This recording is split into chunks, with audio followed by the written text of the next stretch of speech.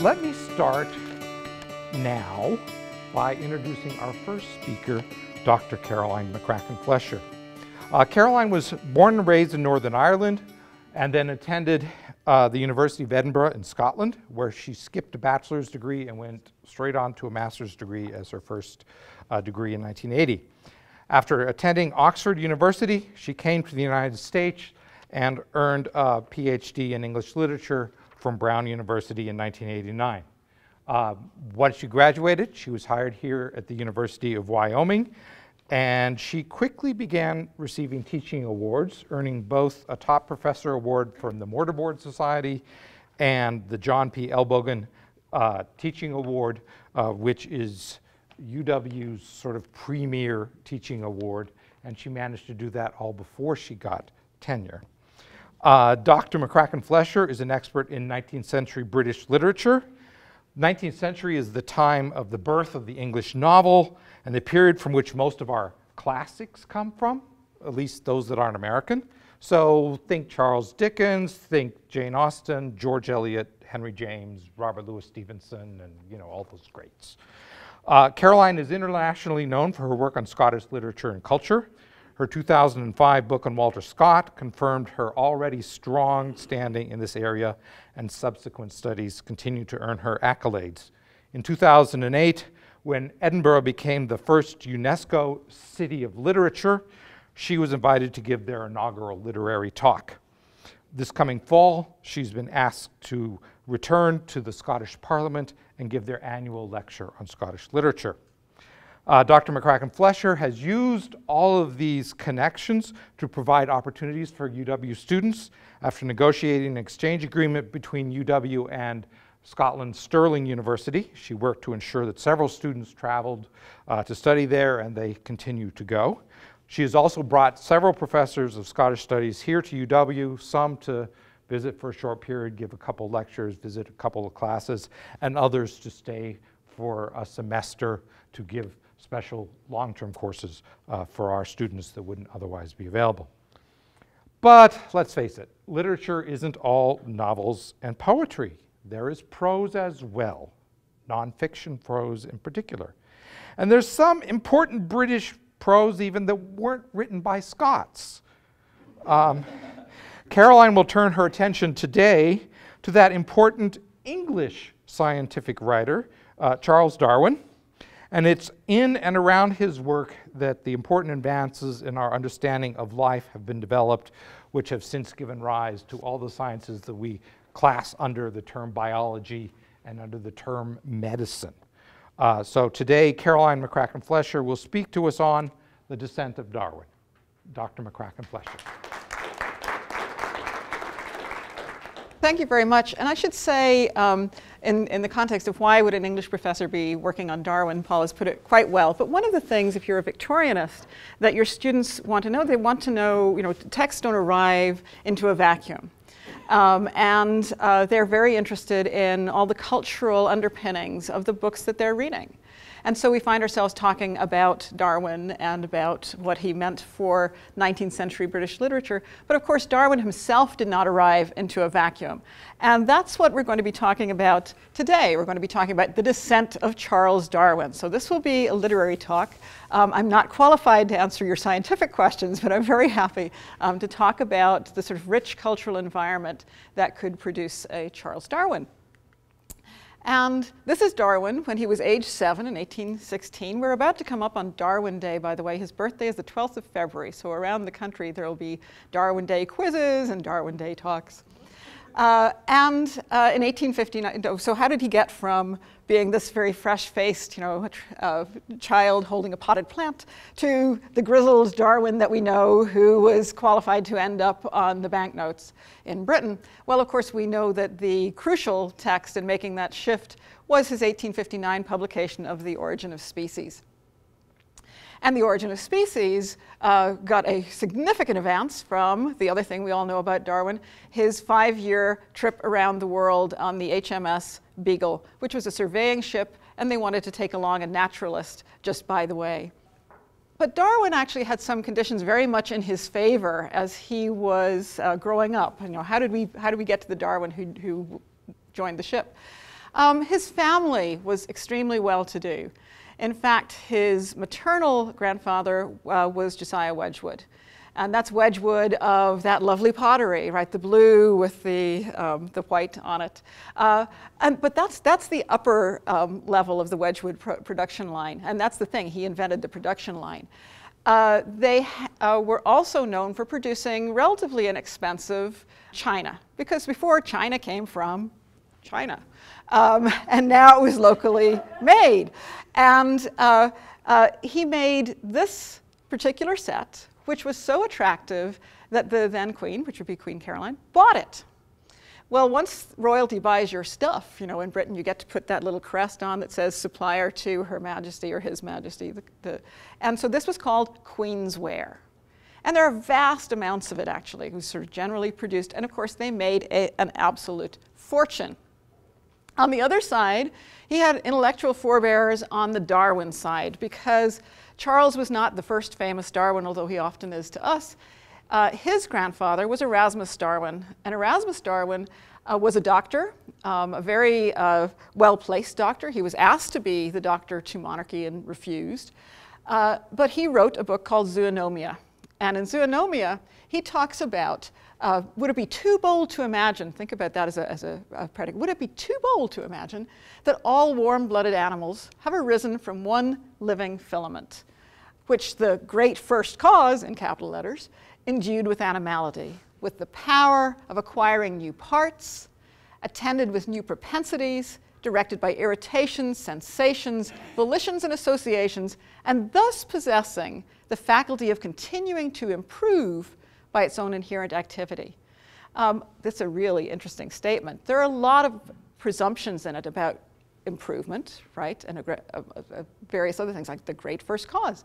But you can see some ideas that might subsequently get developed. So that's Erasmus Darwin. And Erasmus had a son, Robert, and Robert was also a doctor and a very well-to-do doctor in Shrewsbury. The Darwins and the Wedgwoods together were part of the Lunar Society. Has anybody heard of the Lunar Society?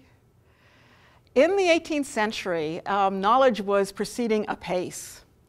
And the Lunar Society is made up, here are some of just the most famous names that you might know in it. Erasmus Darwin, Josiah Wedgwood, Matthew Boulton, who was into ironworks, James Watt, steam, Richard Lovell Edgeworth, educational discourse and research, Joseph Priestley, and their friends occasionally showed up, Benjamin Franklin, right? They were called Herschel and Joseph Wright, the painter of light.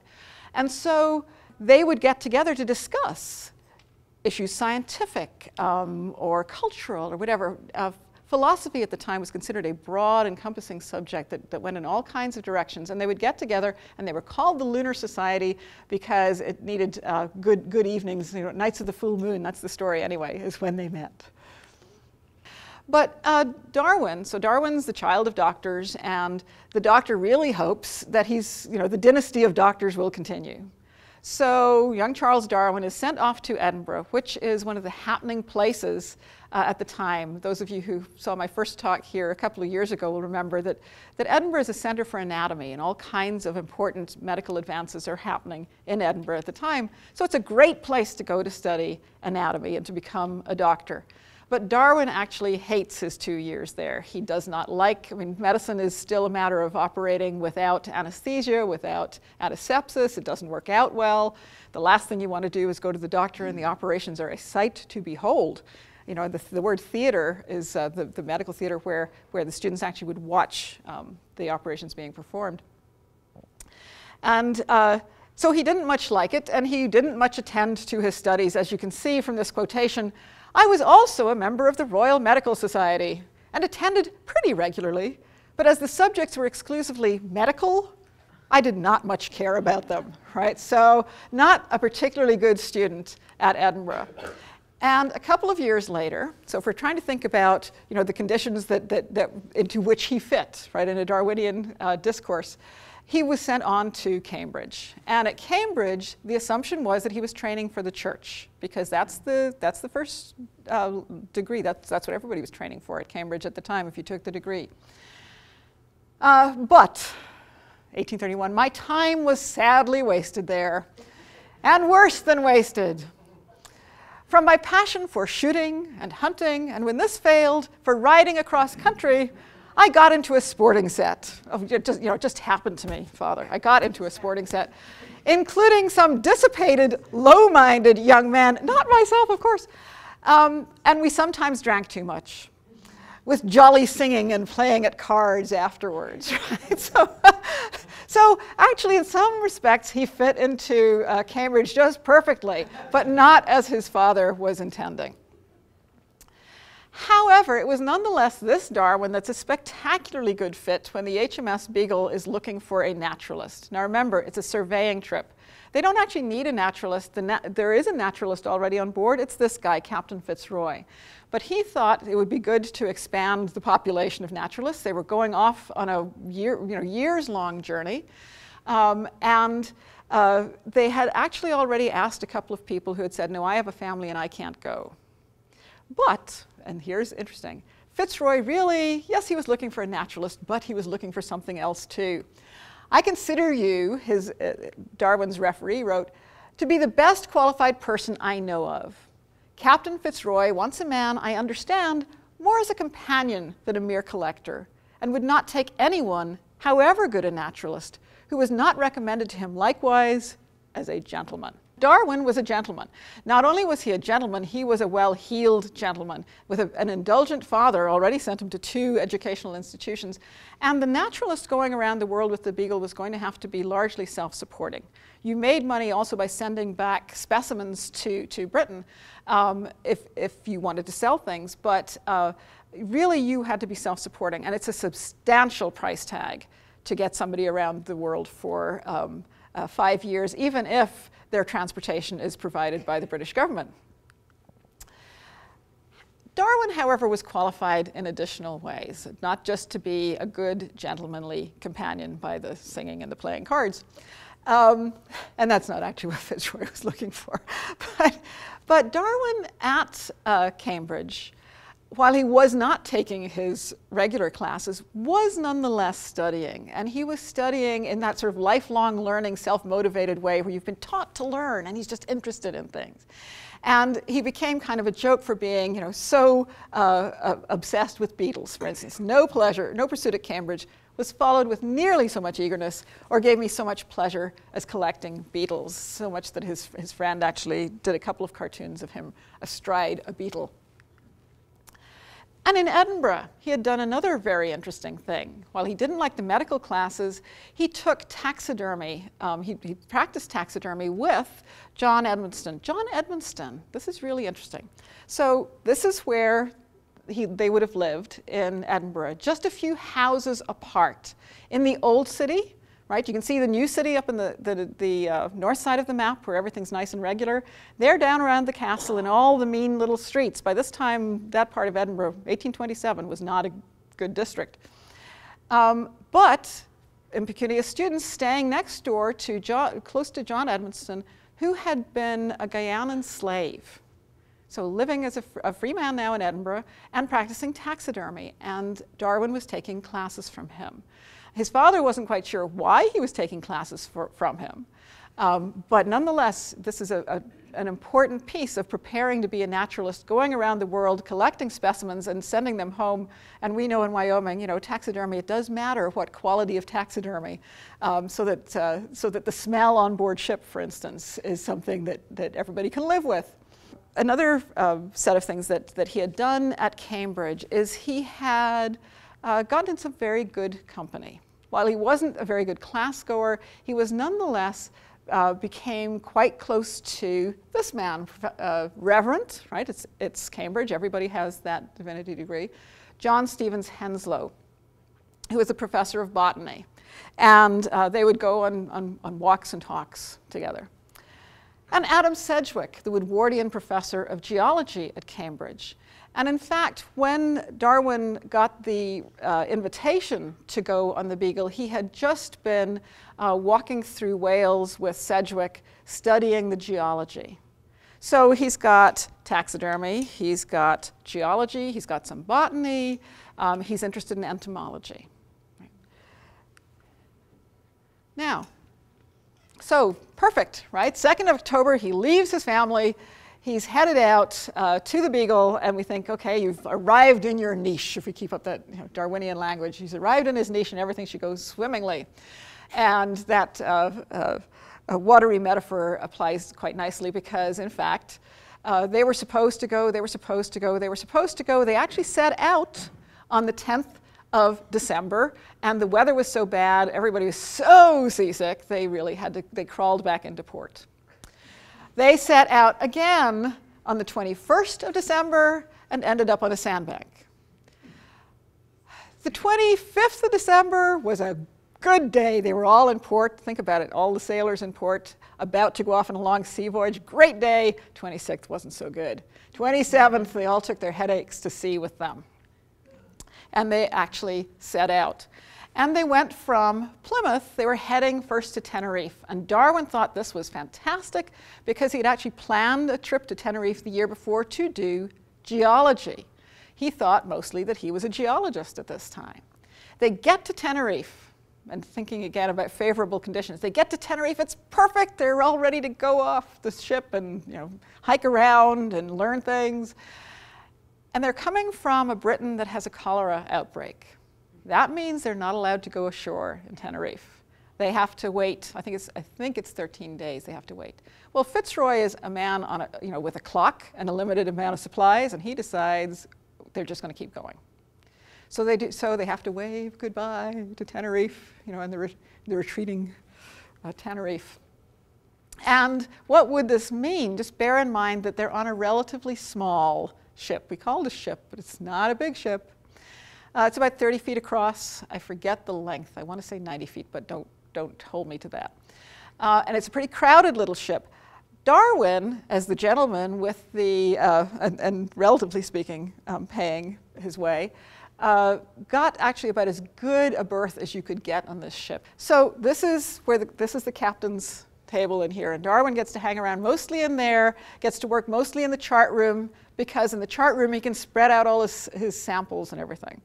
But it's a crowded little ship, and what's more, it's seaworthy, but it's a bit of a waddling kind of a ship. It's not something that's going to cleave nicely through the waves and give you a nice journey. And Darwin is ferociously seasick for most of the time that he's on the Beagle. So Tenerife, they're heading out on this tiny little ship, and they accomplish a lot. They go to South America. They spend a lot of time surveying around Brazil, Argentina, and so on. While the surveying is happening, because that's their primary mission, Darwin is often off in the interior, exploring, looking at all kinds of things. But they are, on the one hand, stopping in major ports every so often, but they are a community in a pretty, it's a pretty tightly packed little ship, plus all his specimens, etc. And this is a painting by Augustus Earle, who was with them for part of the trip, of them all on a Sunday, sitting in services. Captain Fitzroy is leading the service. Darwin is the guy on the left who's reading a book. We don't know what the book is. He never did pay that much attention to what was required. But on the bottom, it gives you a sense of how self-sufficient they also had to be. So they're pulled out on the River Santa Cruz for a refit. So just like Master and Commander, if any of you have watched it, you'll know that they would occasionally beach the ship in order to scrape the barnacles off it, or cut a new mast and things like that. Which means that, and here is one of the surprising things, or at least it surprises my students, it's quite late in the trip that they get to the Galapagos. The Galapagos looms so large for us that we think that was the thing that they mostly did, but they actually don't get there until 15th of September, 1835, right? So they're well into the voyage. They're pretty much 4 years into the voyage before they get to the Galapagos. And Darwin isn't actually that pleased to be there. It's disappointing to him at first. He expected the geology to be more exciting. And he collected a lot of birds, but actually he wasn't too careful about sourcing them. So as he was sending his samples back to Britain, and when they got to Britain, it was actually the officers on board who were also sort of amateur naturalists, right? Everybody was, or a lot of people were in that era, and they helped him figure out which islands things came from. With this guy, who's very important because John Gould, superintendent of stuffed birds, right, at the Zoological Society. A professional, not a gentleman, who helped Darwin begin to realize that these variations in speaks were location specific, right? And that's the foundation of substantial theorizing. But Darwin got really excited because, you know, he also was interested in atolls and how they had been formed, and he still thought he was a geologist. So actually a lot of the early work that he does when he comes back from his trip is focused on geology and on expressing how coral islands in particular get formed by coral growing over time and dying below and keeping going up. And that was a major geological advance that we kind of forget for Darwin. But now, so he comes back, he's still quite young. So this is actually a few years after he comes back. And this is how he looks, quite prosperous young man. He's published quite a bit of, you know, he's published a voyage, he's published the piece about the Coral Islands is coming out. And things are still pending, though, with these interesting birds to some degree. Now, there's quite a gap in time between coming home with the Beagle in 1836 and publishing in 1859. But we know that in 1859 he publishes, and the students think the world immediately changes, right, when he publishes this. It's an interesting set of background phenomena to consider, however. For one thing, he left one world. The railway had just been invented, just gone commercial. They just built the Liverpool to Manchester Railway. So we've had the agricultural revolution and a lot of machinery coming, but the pace is now picking up, just as Darwin leaves. Darwin comes back to a culture where the pace of change is really moving along. Industry and the railways and so on are much more developed. And by the time he writes in the 1850s, he's addressing yet another culture where we have the mass movements of peoples in the landscape and so on, and this gives you a sense of how things might have changed. So the period in which he's studying and then thinking and then producing is a period of substantial change already. However, Origin of Species comes out in 1859, and we think that must have made a big change, particularly for, you know, statements like light will be thrown on the origin of man and his history. However, in the Origin of Species, Darwin actually doesn't say very much more about that at all. He's very focused on making his arguments from all of his by this time, very careful studies of all kinds of flora and fauna. Nonetheless, we tend to know, if we know one thing about Darwin and the aftermath, we know about this debate in Oxford, where Archbishop Samuel Wilberforce, the story goes, faced off with Thomas Henry Huxley. And I bet you people in this audience know the story, right? That Wilberforce says something like, he stands up to address the audience and he says to Huxley, is it on your grandmother's or your grandfather's side that you're descended from an ape? Right?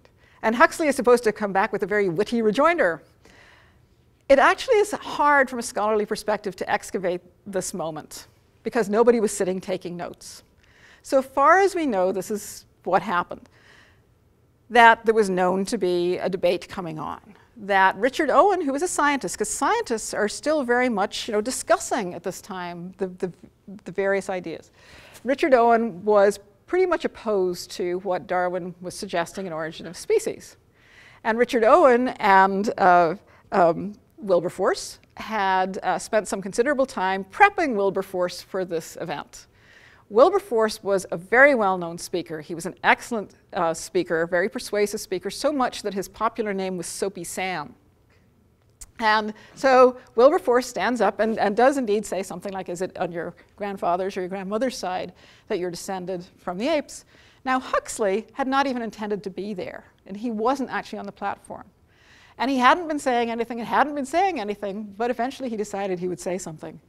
And so what he said is, and again it's words to the effect because nobody was writing it down, that he would rather be descended from an ape than, unfortunately, to be like the Archbishop, a man with so many gifts who misused them.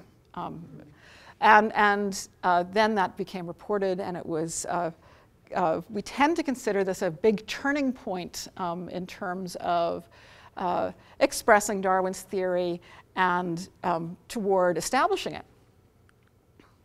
Darwin indeed had what's called Darwin's Armada. It's a wonderful book on this topic, where it goes through the number of people who supported Darwin, people like Huxley here on the left, Joseph Dalton Hooker in the middle, who was a botanist, Wallace, who was a collector.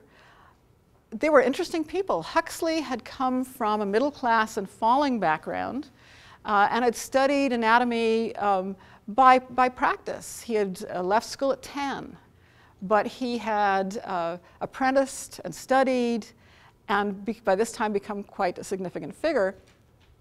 Hooker was the son of the Glasgow professor of botany and also a botanist. And Wallace came from a very lowly background and really did work his way up and decided, a lot of these people were, having read Darwin's Journal of Travel, thought this would be a really interesting thing to do, and Wallace and his brother set off self-financed to collect, and all kinds of disasters ensued. They were on their way back, they'd got the ship all loaded up and it burned to the gunwales because they were carrying lacquer that wasn't appropriately dealt with. And so he lost everything. But nonetheless, and Wallace is also the person who just before, Darwin is still thinking and thinking and thinking, right, and amassing huge amounts of evidence. And Wallace comes to a similar understanding of how species differentiate, for instance, and sends his essay to Darwin, and Darwin is really quite worried that he's about to be scooped, and but Darwin's, the Armada get together to support and present both pieces, both Darwin's early work, which they knew about, and Wallace's work together, and therefore advance them together. And Wallace was an enormously generous person, and he thought that, he said that, yes, you were a whole lot ahead of me, and he always supported Darwin. So the Armada that helps. So here's the Armada out making the case for Darwin. But it is an interesting phenomenon that, in fact, the issues they're talking about had already become quite pervasive in the culture. And now we're going to do a little bit of walking backwards to try to understand what the atmosphere was into which Darwin delivered The Origin of Species. So going back a little bit, and actually we probably need to go from the bottom of the slide to the top in that case. But for instance, quite recently, or in the 1840s, Robert Chambers had published Vestiges of the Natural History of Creation. And he was interested in thinking about progression and change, history of creation. Think about it, it's a history that he's propounding. And Chambers was a great popularizer. He was a publisher.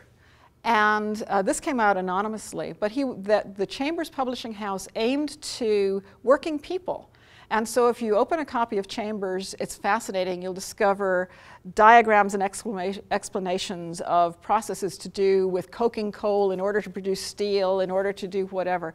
And so they were very much aimed at educating a wide public. And so that was Chambers' book, and it had been 1844.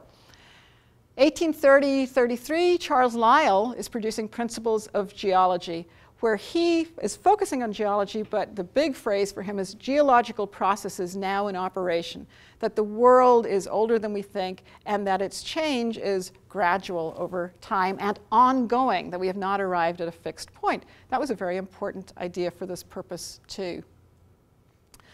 Malthus, an essay on the principles of population. It turned out to be a very important theory for a lot of scientists, because what Malthus talked about was the fact that man can sort of outgrow the conditions that support you, and then what happens, right? So you can see how that might be a founding piece for a theory like Darwin's, that when catastrophe comes or you outrun your resources, what happens? And of course, we've already talked about Erasmus Darwin, the grandfather, with a theory again that you can see setting some conditions for Darwin himself. This one's possibly my favorite because it involves the Scot. But this is Lord Monboddo, who, along with a lot of 18th century thinkers and scholars of the Enlightenment, were pondering similarities between apes and man. And this is Arthur Lovejoy in 1948 saying, looking back, Monboddo was sort of coming toward a general law of evolution. Here's a poem from the 1870s after Darwin's published his second big book. Though Darwin now proclaims the law and spreads it far abroad, oh, the man that first the secret saw was honest old Monboddo. Whoops.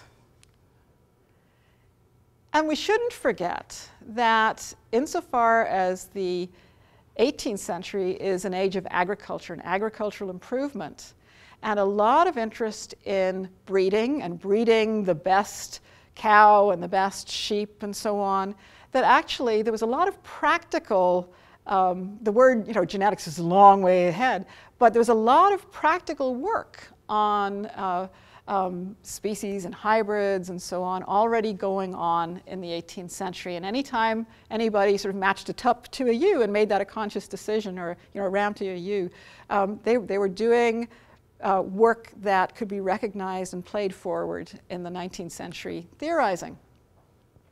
This is so pervasive, it's showing up in novels quite early in our period. So, for instance, this is Elizabeth Gaskell's Mary Barton in 1848, and she's talking about the working men of, I think it's Manchester, and how the working man, so these are not the people who had the advantages of education and so on. These are working men in educational societies with particular interests. And of course, the weavers actually were quite well off at the beginning of the century, less so as things became industrialized. And one of the things they did was educate themselves. And she says, there were botanists among them who knew the name and habitat of every plant within a day's walk from their dwelling, who steal a holiday of a day or two when any particular plant should be in flower, set off with a single purpose to fetch home the humble-looking weed. There are entomologists who may be seen with a rude-looking net. And she goes on and on, so that nor is it the common and more obvious divisions of entomology and botany that alone attract these seekers after knowledge. So Darwin is entering a climate of a fair amount of interesting related knowledge, and where there's a lot of investment right across the classes.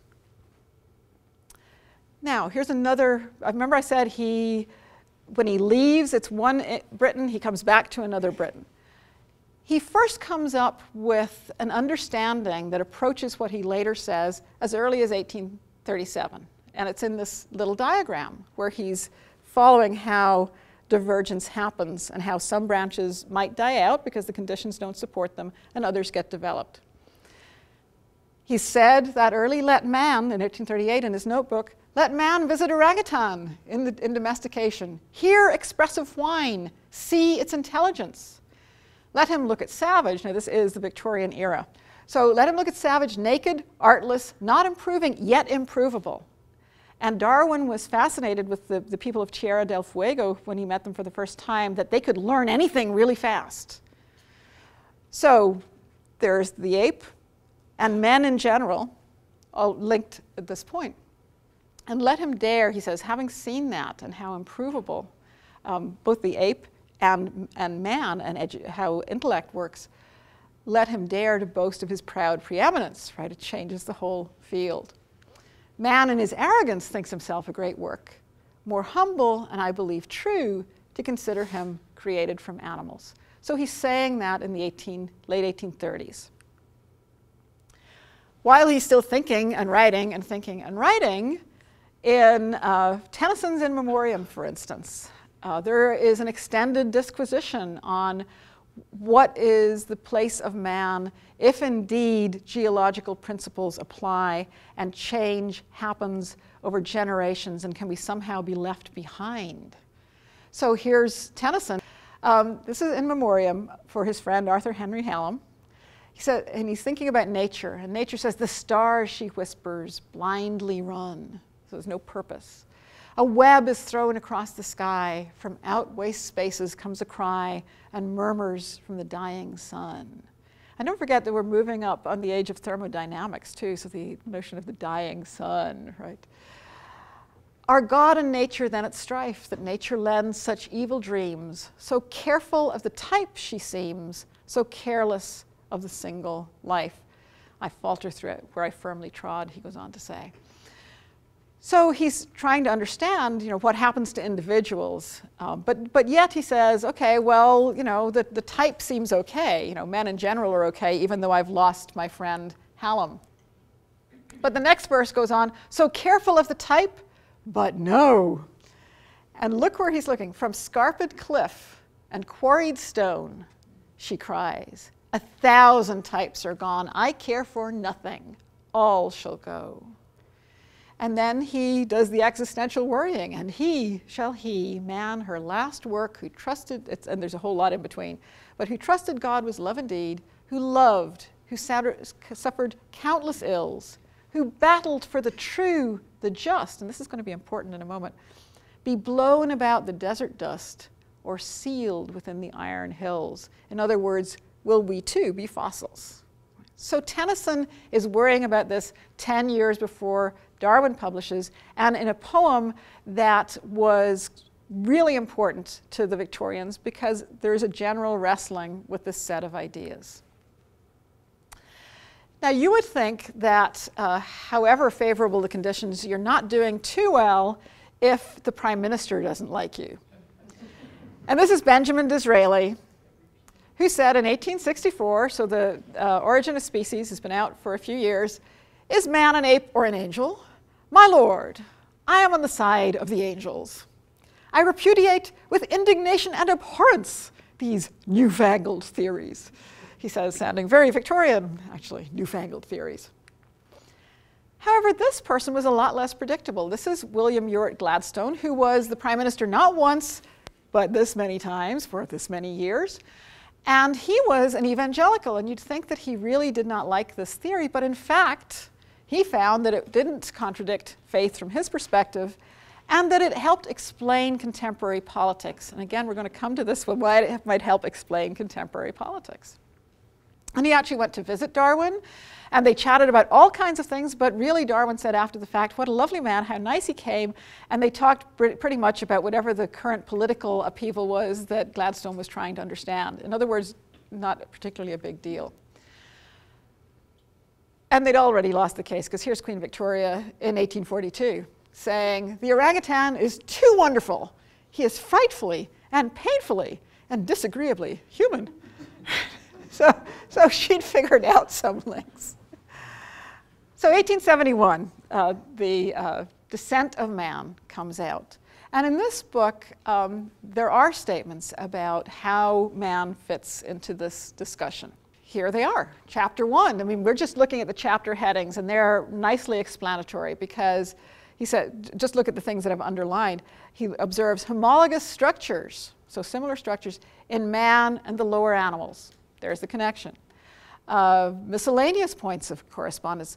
The bearing of these great classes of facts on the origin of man. So now he's going to talk about it. On the manner of development of man from some lower form. That's pretty explicit. The phrase natural selection appears. Man, the most dominant, and you think that's great, animal in the world. The causes which have led to his becoming erect. Absence of a tail.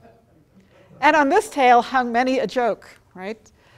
So here's Man and Ape in 1871. I think this was in Punch, but I'm not sure, where the ape was actually saying, that man says that he's my descendant, and the gentleman in the middle in the top hat says, Mr. Darwin, how could you insult him so? Right?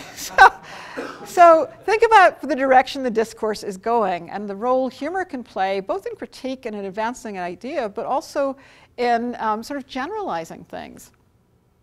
And then this one is pretty important, and this is where I was saying, watch out for this discussion where Gladstone says it explains contemporary politics. Darwin also has a section on mental power and on intellect, and his growing argument was that intellect and ethics and a moral sense were a stage in development. And that was why he started to suggest that man, for instance, wasn't changing that much, because man now had started to actually manage to revert and manage his conditions. And so something different was happening. So much so that, for instance, Mahatma Gandhi picks this up. It's one of the things that he finds most fascinating in Darwin in his work on ethical religion. He says, Darwin has shown how close the connection is between morality and environment. And he says, yes, there's a struggle for self-preservation, but those who survive the struggle may be regarded as successful, but that issue of the struggle does not depend on mere physical force. Right? Darwin shows further that moral strength is even superior to physical and intellectual strength. So here's the question, did that cause? Now, there it is. That's finally laid out all the things that anybody was worried about, that had been worried. You'd think that would cause a huge scandal. But in fact, in religious circles themselves, in religious studies, they'd been worried about this issue from way before it ever came forward as a scientific concern. And so here's Feuerbach in 1841, The Essence of Christianity, 1835, going back, David Strauss, The Life of Jesus. And both of them had been thinking about how stories work, how we support ourselves through types of tales and myths. And these were the ministers who were arguing this already. So although in 1847, the Earl of Shaftesbury calls Marianne Evans, by the way, that is George Eliot, her translation of The Life of Jesus, he calls it the most pestilential book ever vomited out of the jaws of hell, they were also part of the common discourse by the time Darwin is publishing his second book. And if you want a clue to how naturalized these ideas have become, and naturalized means sort of generalized in the population and taken for granted, they're showing up in ads. Right? Something that shows up in ads is pretty much generalized. And here, the ad is a liniment for man and beast, and the caption is, or the jingle is, if I am Darwin's grandpapa, it follows, don't you see, that what is good for man and beast is doubly good for me. Right? So it's viewed as a selling point for something.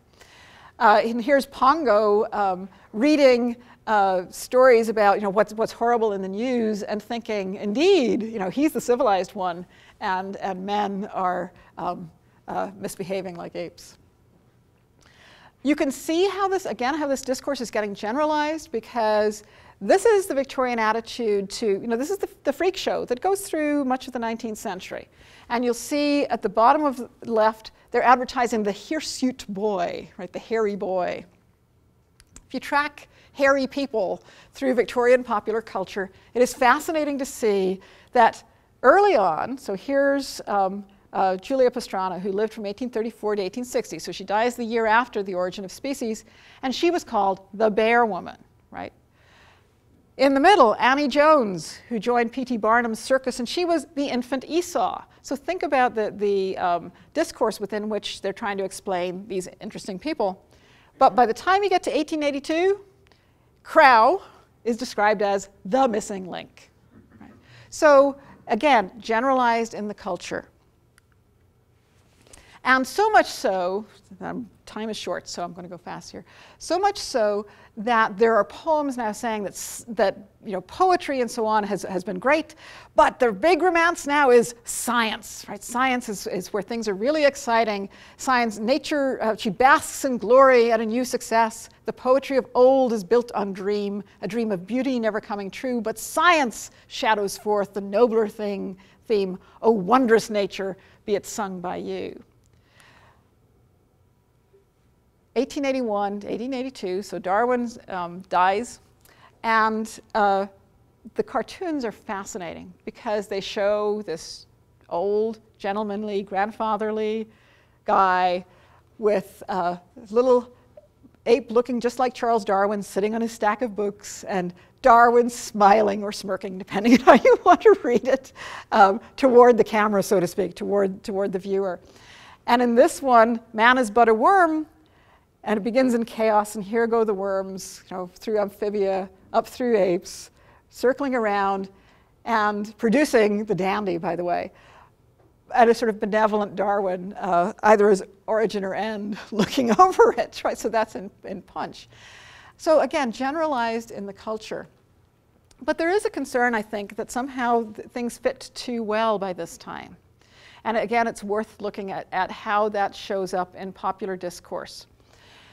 And this cartoon shows them sort of breaking through, all kinds of barriers, as Darwin is this kind of lion-monkey thing. But Thomas Hardy, also by this time in 1898, is worried about the fact that another part of the set of theories, not just Darwin, but is, what is it that causes the change, right? What is it that suddenly unfits a species that looked perfectly adapted, right? So, what massive change happens, and that this can be very random. So Hardy worries that crass casualty obstructs the sun and rain, and dicing time for gladness casts a moan. These purblind dimsters had as readily strown blisses about my pilgrimage as pain. That things are random, you cannot predict. You cannot fit yourself for a circumstance, and you can't predict how, in this case, Darwin's theory will be taken up. Now, Darwin's family, the Wedgwoods and the Darwins, had been very invested in abolition. So much so that Josiah Wedgwood's factory was the one that produced the medal with the slave, and am I not a man and a brother? Right? And here's a really interesting twist. Soapy Sam Wilberforce, one of the reasons he opposed Darwin's theory was not so much the science as that he was worried about how people would read that forward in terms of survival of the fittest and what it might do in terms of really the advancing of this necessary argument. And indeed, one of the ways in which Darwinian theory was read by Darwin's own cousin, Francis Galton, an important scientist, was in the direction of eugenics. And we certainly know where that went. So Soapy Sam wasn't entirely wrong about the way that how an idea meets a culture may produce different possibilities, and some of them might be very problematic, no matter whether Darwin was invested in them or not. And in this case, definitely not. Which gets us to Gilbert and Sullivan's interpretation of Darwinian theory and public discourse, that in all possibility it could prove that Darwinian man, though well behaved, at best is only a monkey shaved, like really misbehaving and failing to get the point of what Darwin's theory would be. But we can see Darwinian theory very healthily alive in H.G. Wells's work. H.G. Wells was a student of T.H. Huxley's and wrote, we know, the early science fiction. The Time Machine is a really interesting depiction of running forward such that human beings have divided into two groups. One is hairy and intellectual, and the other is beautiful and kind of like cattle, not very thoughtful. And that's an extension of theory. He does it again in the War of the Worlds, because you'll remember the Martians come, everything's going great for the Martians, and then one day people wake up, and the Martians are all dead. How could this happen? Well, the Martians never had the flu. that it's in fact, and there's a long screed at the end of H.G. Wells' War of the Worlds explaining how that over generations we have developed resistance to particular microbes, but the Martians came with none of that resistance, and so they get selected out. It just takes a few weeks. By the toll of 1 billion deaths, man has bought his birthright of the earth, he concludes, and it is his against all comers. That it was our microbes that saved us. So to come back to my question about how Darwin fit his times, in Britain he is seen to fit quite nicely still. And a marker of that fitness is that he is, of course, figured on that 10-pound banknote. However, he's about to be replaced by Jane Austen. So we have to say, has his moment come and gone? Well, I would suggest to you, building a little bit on H.G. Wells, that anytime we have a flu shot, we're involved in practical Darwinism, right? We're trying to stay ahead of the flu's evolutionary path. And it is maybe of comfort to you to know that while the 10-pound banknote disappeared, the 2-pound celebratory medal, or 2-pound coin, came in. Thank you very much.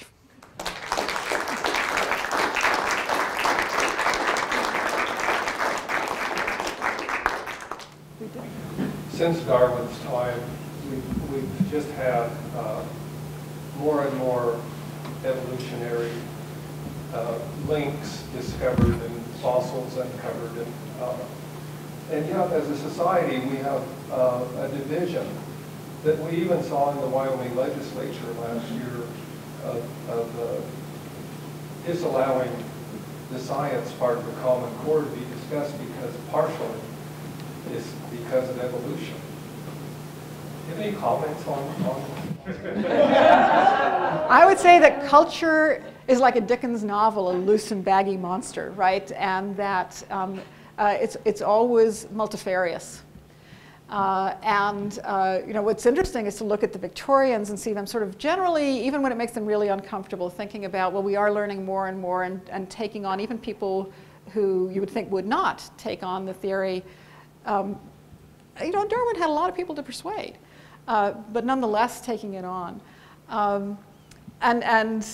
But cultures change and they develop in all kinds of different ways. I mean, in fact, Darwin would probably say if he was investigating how culture responds, he'd say, well, that's kind of like practical Darwinism in operation as well, right? That conditions shift and they are always very complex. So I think that's one way of viewing that. It's just cultures are complex organisms. I didn't know that he was that young when he was on the Beagle. Yeah. Very young. But you had mentioned that it was quite expensive to place a naturalist on there, and so his father or his family funded this. But didn't you also say, I mean, you may not know the historical part of this, but did the British government pay for the Beagle as well? And so, I mean, did Dad just write a check to let him go? Well, that's a fascinating story because the Beagle, of course, was a government mission. It was a surveying mission. But Fitzroy had actually been off on a previous mission, and he had picked up some people from Tierra del Fuego, and he was quite religious, and he had brought them back to England to learn British ways, and they were re-exporting them back to Tierra del Fuego. And he actually paid a lot of the costs out of his own pocket. But then his connections also got the Admiralty behind the surveying mission. So some of it is paid for by the government, but not all. And there are some really interesting moments where Fitzroy has thought something needs to be done. He actually bought a second ship at one point and sent back to the Admiralty, and they said, well, that's kind of nice, but we're not going to pay for it, right? So then they had to quickly adjust. And Darwin benefited a great deal by Fitzroy's willingness to send specimens home, basically on the government's dime with passing ships and so on. But he did have to pay a lot himself.